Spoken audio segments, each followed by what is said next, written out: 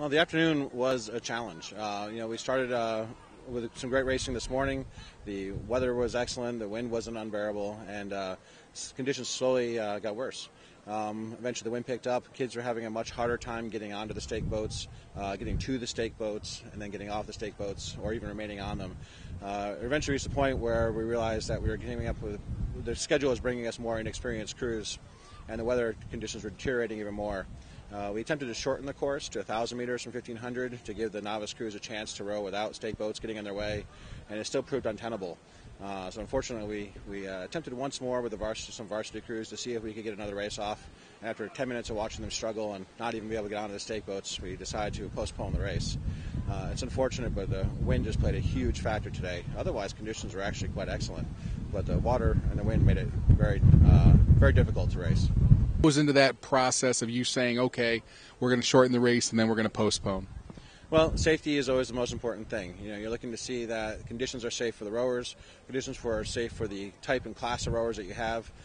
Some more experienced crews can handle choppier weather. When you have novice crews like today, you have to take that into greater consideration. Also the size of the boats. Small boats wouldn't have even gone off the docks today. Singles and doubles we wouldn't have even considered this afternoon. With the big boats, they tend to handle the weather better, but even that was difficult today.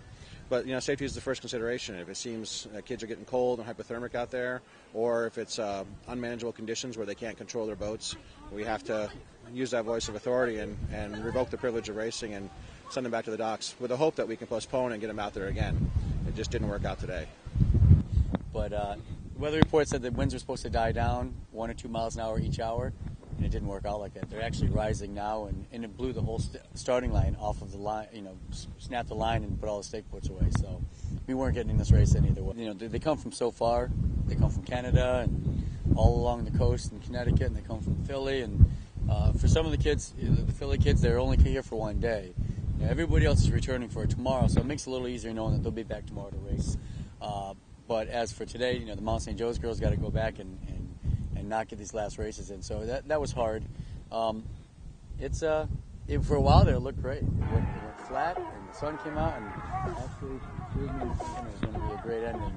But weather report said the winds were supposed to die down. But what worked out is going to the 3-day set meant that teams that normally wouldn't have rowed the singles, doubles, or pairs did, because it didn't interfere with any of the 4s or the 8s, which is most people's primary events.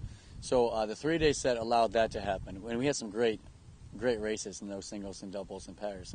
So it's having tomorrow will be fun because it'll be a 2K. We did get the 8s in today, so that was a big deal. I mean, that's the premier event is the 8s, and certainly they didn't disappoint. There was some great racing all the way through each of the flights.